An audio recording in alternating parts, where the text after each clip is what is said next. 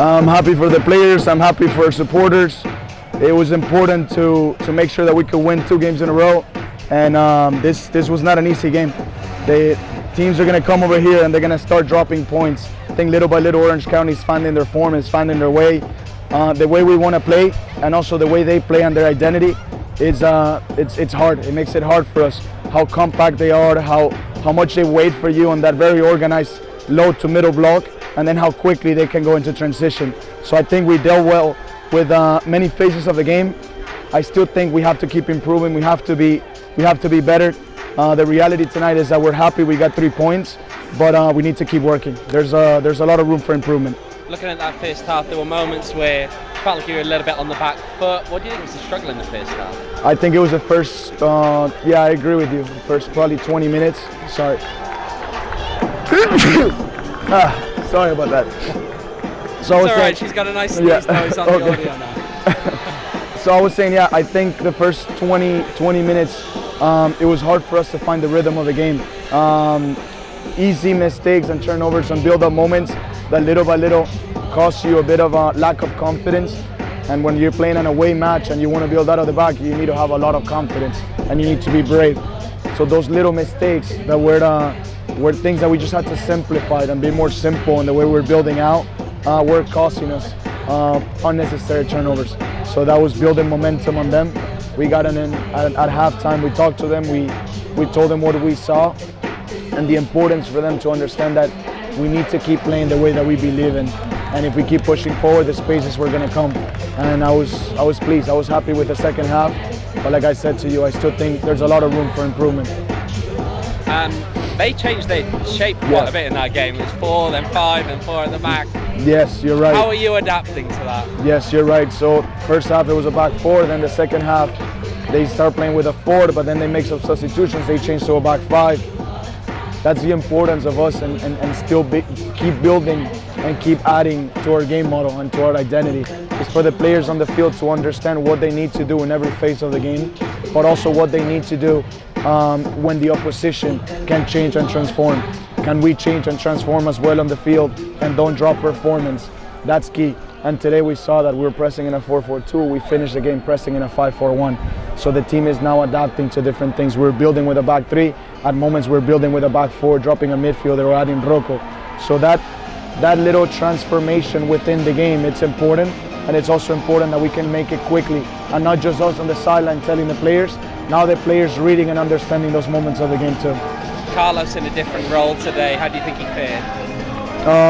In the first half, I think at times it's hard. It's not easy to play in those pockets for us the way we want to play, because you have to be very patient, but then when you receive the ball, you have to be very explosive. So you pretty much go from walking and waiting for your time to get the ball to then be explosive.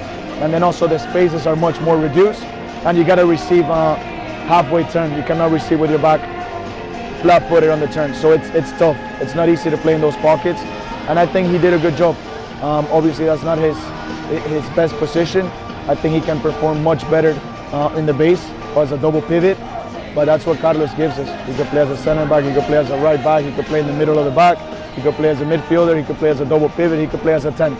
That's the importance of having him on the squad. You see the opposition making a lot of substitutions during that second half. You didn't really. What's the thinking behind kind of keeping it mostly the same? I actually think when we make the 2 substitutions after the goal, I think those were our better minutes. We were controlling the game. After making the substitutions, I don't know if the boys just felt, we've scored a goal, let's just be more safe. And I think we lost control, or we gave too much control of the game to Orange County. They started being very direct. They started delivering balls from wide areas into the box, and it put us in trouble. It put us in trouble towards the end of the game. So we didn't want to make more substitutions because I didn't think we're having or controlling the game enough. I was happy also with the way the backline was working together, and those were the guys that were pretty much acting the most, because they were just lumping balls to the 18. The front line was pretty much pressing, and then it was a long ball. So we didn't think it was necessary to make more substitutions. And let's also remember that we have a lot of guys that are hurt, and hopefully we can get them back next week.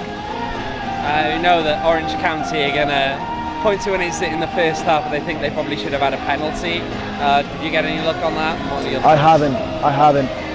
reality is, so if you ask me what's a handball with the rule book this year, I still don't, you know what I mean? I can describe what I think it is, but then you read the rule book and it goes to the discretion of the referee.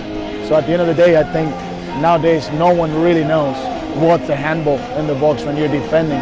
It's very clear in offensive moments, but defensively it's all the way to the discretion of the referee. Listen, if it was a handball, I hadn't seen it, but today it went our way.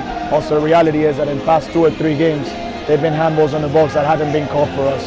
So at the end of the day, I guess everything equals or even so. And getting your first back-to-back wins of the season, how important is that for confidence? It's so important for the players. I'm happy for them. They work so hard. You've seen how much we push them in training sessions, how much I challenge and how much I demand for them.